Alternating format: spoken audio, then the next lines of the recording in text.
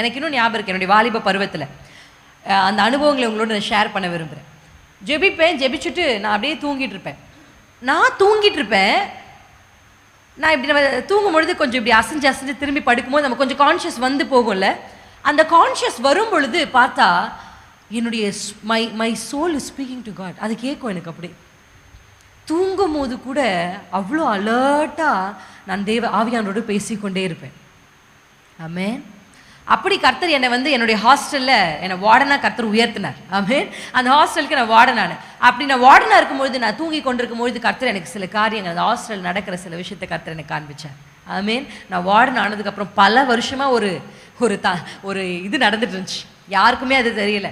கர்த்தர் எனக்கு அதை நான் ஜெபித்து விட்டு தூங்கும்போது கர்த்தர் எனக்கு காண்பிக்கிறார். ஆண்டவர் சொல்ல, அந்த இடத்துக்கு போ, அது ஏன் அங்கே இருக்குன்னு கேளு வாட்ச்மேன் கிட்ட அப்படின்னு கேட்டாதான் பல வருஷமாக இந்த வாட்ச்மேன் பண்ணிட்டு இருக்க தில்லுமுள்ளு வேலை கண்டுபிடிச்சிட்டேன். ஆமென். அது யாருக்குமே தெரியாது. ஆனால் கர்த்தர் உங்களோடு இருப்பார். ஆனால் நீங்கள் ஜெபிக்கிறவர்களா இருப்பீங்கன்னா கர்த்தர் உங்கள் ஆவியோடு பேசுவார். ஆமென். ஹல்லேலூயா. உங்களுக்கு ஒன்று சொல்கிறேன் பாருங்க, எப்படி ஆண்டரோட பேசுகிற அந்த அனுபவங்களுக்குள்ளே உங்களை வளர்த்துக்கணும். ஒரு ஸ்பிரிச்சுவல், நானும் என்னுடைய குடும்பத்தாரும் நாங்கள்லாம் நிறைய ஸ்பிரிச்சுவலாக பேசிப்போம். நாங்கள் சமைக்கும் போதே அத்தையோடு கூட நாங்கள் நிறைய காரியங்களை பேசுவோம், குடும்பமாக பேசுவோம். இதை பற்றி எங்கள் அத்தை எங்களுக்கு சாப்பாடை பரிமாறும் போது கேள்வி கேட்டுட்டு பரிமாறுவாங்க. இதை பற்றி நீ என்ன நினைக்கிற, இதை பற்றி நீ என்ன சொல்லு, அது ஏன் அப்படி இருக்கு சொல்லு அப்படின்னு கேட்பாங்க. ஸோ அப்படின்னா நீங்கள் என்ன, ஐயோ இந்த குடும்பம் பயங்கர மோசமாக இருக்கும். எங்களை மாதிரி சந்தோஷமாக யாருமே இருக்கும். நாங்கள் ரொம்ப ஃபன்னாக இருப்போம். எங்கள் ஃபேமிலியில் ரொம்ப ஜாலியாக இருப்போம், நல்லா பேசுவோம், சிரிச்சுக்குவோம். நல்ல ஒரு குடும்ப ஐக்கியத்தை கர்த்தர் எங்களுக்கு கொடுத்துருக்குறார். ஆனால் எப்போவுமே அந்த ஆவிக்குரிய டச், அந்த பிப்ளிக்கல் டச்சை எப்பவுமே கொடுத்துட்டே இருப்போம். ஹல்லேலூயா. என்னுடைய குழந்தை எத்தனை மணிக்கு காலைல கண்ணை திறக்கிறானோ அவன் இஷ்டம் தான். குழந்தை எத்தனை மணிக்குனாலும் திறக்கும்ல. அவன் திறக்கும் போது நானும் என் கணவரும் அவனுக்கு முன்னாடி உட்கார்ந்து என்ன பண்ணுவோம், கை தட்டி பாடும். ஹல்லேலூயா. அவன் எப்போ கண்ணை திறக்கிறானோ அப்படியே நாங்கள் கை தட்டி பார்த்து சிரிக்க ஆரம்பிச்சிருவோம். Hallelujah. You have to show your children. உங்கள் பிள்ளைகளுக்கு நீங்கள் மாதிரியை காண்பித்து கொடுக்கணும். அப்படி காண்பித்து கொடுத்தீங்கன்னா அவர்கள் வளரும் பொழுது எழுந்த உடனே ஜெபிக்கணுன்ற அந்த ஆசை அவர்களுக்குள்ளே தானாக வந்துவிடும். அப்படி நாங்கள் இப்படி பேசிக்கொண்டே இருக்கும் பொழுது ரொம்ப ஒரு பேர்டனாக சபைகளை குறித்து பேசும்பொழுது ஒரு வார்த்தையை நாங்கள் பேசிகிட்டு இருந்தோம். என்னென்னா, இன்னைக்கு சபைகளுக்குள்ளே நிறைய கிறிஸ்தவர்கள் இருக்கிறாங்க. there are a lot of Christians in church, but ஆவிக்குரியவர்கள் இல்லை. ஹல்லேலூயா. ஆமென். ஆமென். இன்னைக்கு நிறைய பேருடைய ஆவிக்குரிய ஜீவியம் எப்படி இருக்கு தெரியுமா? பழைய ஏற்பாட்டு ஆவியானவரை சில பேர் வைத்துக் கொண்டிருக்கிறார்கள். ஹல்லேலூயா. இது என்ன பழைய ஏற்பாட்டு ஆவியானவர் அப்படின்னு கேட்குறீங்களா? பழைய ஏற்பாட்டில் ஆவியானவர் எப்பொழுது வருவார் தெரியுமா? ஏதாவது ஒரு மனுஷனுக்குள்ள ஏதாகிலும் ஒன்றை செய்ய வேண்டும் என்றால் வருவார், அவர்கள் அதை செய்வார்கள், போய்விடுவார். ஆமென். இப்போ பெலிஸ்தியர்களை போட்டு தள்ளணும், கர்த்தர் வல்லமையா என்ன பண்ணுவார்? வருவார். பலனை கர்த்தர் என்ன தருவார்? அந்த மனுஷனுக்கு தருவார். எந்த மனுஷனா வேணா இருக்கலாம். நியாயாதிபதிகள் நீங்க வாசிக்கும் பொழுது அதை வாசிக்க முடியும். கிதியோனை கொண்டு ஒவ்வொரு மனுஷனுக்குள்ள அந்த ஸ்பிரிட்டை கர்த்தர் கொண்டு வருவார். ஏன் சவுலுக்குள்ள கூட அந்த வைராக்கியத்தின் ஆவி இறங்கி இருக்கு. அப்படி கர்த்தர் கொண்டு வருவார். வைராக்கியமா அந்த மனுஷன் அந்த காரியத்தை செய்ய வைப்பாரு. முடிச்ச உடனே கிளம்பி போயிடுவார். இன்னைக்கு நிறைய பேருடைய ஆவிக்குரிய ஜீவியம் பழைய ஏற்பாட்டு ஆவியானவர் தான். என்னன்னா, தேவைப்படும் பொழுது வருகிறது, தேவைப்படும் போது ஆவியானவர் வருவார். அந்நிய பாஷை பேசுவோம்.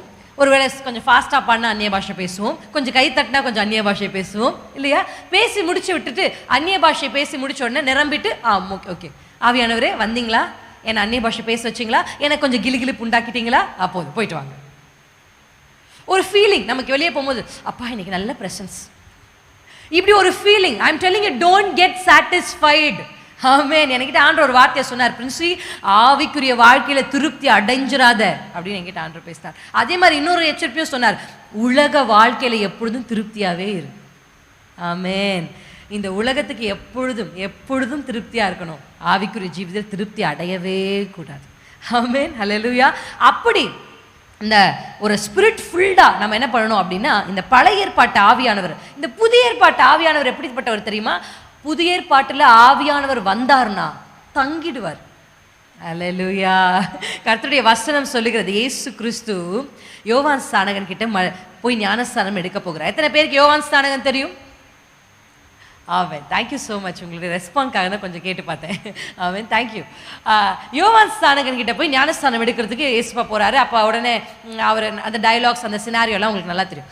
அவர் ஞானஸ்தானம் எடுத்து முடிச்சுட்டு கரை ஏறின உடனே இப்போ யோவானுக்கு என்னன்னா, ஆண்டவர் யோவான் கிட்ட சொல்லியிருந்தார், யார் மேலே தேவனுடைய ஆவியானவர் இறங்குகிறாரோ அல்ல. நம்ம நினைச்சோம் புறாவை போல வந்து கர்த்தர் இறங்கிட்டு அப்புறம் போயிட்டாரு. இல்ல, ரொம்ப அழகா மத்தேயுல அந்த வார்த்தையை நீங்க வாசிக்க முடியும். யார் மேல் பரிசுத்த ஆவியானவர் வந்து தங்குகிறாரோ, என் கூட சேர்ந்து சொல்லுங்களேன், தங்குகிறாரோ. ஆமென், ஹல்லேலூயா. இங்க எத்தனை பேருடைய வாழ்க்கையில பழைய ஏற்பாட்டு பரிசுத்த ஆவியானவரை போல அவரை நீங்கள் வைத்துக் கொண்டிருப்பீர்கள் என்றால், கர்த்தர் இந்த ராத்திரி வேளை உங்களுக்கு சொல்றார், நோ நோ, இந்த புதிய ஏற்பாட்டு பரிசுத்த ஆவியானவர் வந்து போகிறவர் அல்ல, அவர் தங்கி இருக்கிறவர். எத்தனை பேர் கைகளை வச்சு உங்க தலைமையில கை வச்சு சொல்லுங்க, ஏசப்பா என் மேல் தங்கி இரும், என் மேல் தங்கி இரும். நீங்க விசிட்டர் இல்ல. நிறைய பேருக்கு பரிசுத்த ஆவியானவர் விசிட்டர் தான், கெஸ்ட். வருவாரு போவார். இல்ல, அவர் கெஸ்ட் இல்ல, அவரும் நானும் ஒன்று. ஆமென். நான் அவருடைய ஆலயம், அவர் எனக்குள்ள தங்கி இருக்கணும், தங்கி இருக்கணும். ஆமென். ஃபாதர் ரொம்ப அழகா ஒரு பாட்டு பாடியிருப்பார், அபிஷேகம் என் மேலே, ஆவியானவர் எனக்குள்ளே. எத்தனை பேர் தெரியுமா அந்த பாட்டு உங்களுக்கு? ஒரே வார்த்தை ஒரு நிமிஷம் பாடுவோமா? அபிஷேகம் என் மேலே, ஆவியானவர் எனக்குள்ளே. கரங்களை தட்டி, அபிஷேகம் என் தலை மேலே, ஆவியானவர் எனக்குள்ளே. அபிஷேகம் என் தலை மேலே, ஆவியானவர் எனக்குள்ளே. ஹல்லேலூயா. இந்த ஆவியானவர் நமக்குள்ள தங்கி இருப்பார். ஆனால் அவர் எப்போ தங்கி இருந்தா என்ன பண்ண யோசிச்சு பாருங்க. உங்க வீட்டில் நீங்க உங்க கணவர் தங்கி இருக்கிறீங்க, அவர் கூட பேசாம, நிறைய பேர் பேசாம இருப்பீங்க. அதுல பெருமை வேற. என் கணவரோடு பேசி 2 மாசம் ஆச்சு சிஸ்டர், பெருமை. எங்க அப்பா கூட நான் பேசி 2 months ஆகுது அக்கா, பெருமை. ஏமா பேசல? அவர் அப்படியே அந்த வார்த்தையை சொல்லிட்டாருக்கா. நான் அதை செய்யவே இல்லை, ஆனால் அவர் சொல்லிட்டார். நான் அதை பண்ணவே இல்லை, அவர் கை கொஞ்சம் ஓங்கிட்டார். அதனால நாங்கள் பேசிக்கிறதே இல்லை. ஆமென். அது ஒரு பெருமை. நான் சொல்றேன், இயேசுவின் நாமத்தில் இந்த திருச்சபையில் இருக்கிற எல்லா குடும்பங்களுக்குள்ளும் இந்த ஸ்பிரிட்டை இயேசுவின் நாமத்தில் இந்த ராத்திரி வேளை நான் உடைக்கிறேன். குடும்பங்களுக்குள்ளாக பிரிவினைகளை உண்டாக்குகிற சத்ருவின் எல்லா கலைகளும் இந்த ராத்திரி வேளையில இயேசுவின் நாமத்தில் முறிக்கப்படுவதாக. ஆமென். குடும்பங்கள் ஒன்று சேர்ந்து வாழ முடியாதபடி பேச அந்த வார்த்தையே சொல்லி, இந்த இதையே சொல்லி, அப்படி ஒருவேளை சத்ரு உங்களுக்குள்ள ஏதாவது விதைத்திருப்பானால இயேசுவின் நாமத்தில் இந்த கலைகளை நீங்க பிடுங்கி போடுங்க. கசப்பு என்கிற வேர், அந்த வேர் என்ன பண்ணணுங்க? வேரோட பிடுங்கிடணும். கசப்புக்கு மட்டும்தான் பைபிள் வேறுன்னு சொல்லியிருக்கு.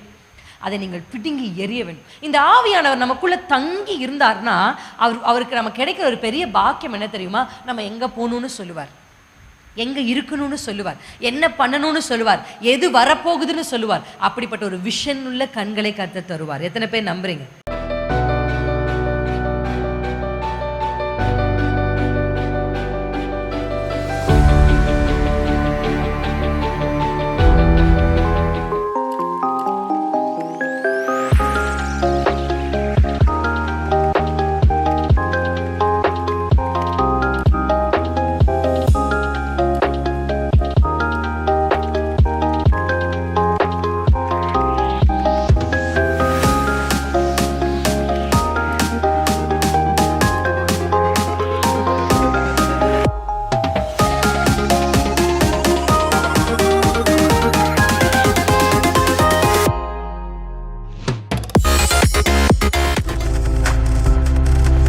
நீங்கள் பார்த்து கொண்டிருப்பது உங்கள் ஜாய் டிவி. உங்கள் துக்கம் சந்தோஷமாய் மாறும்.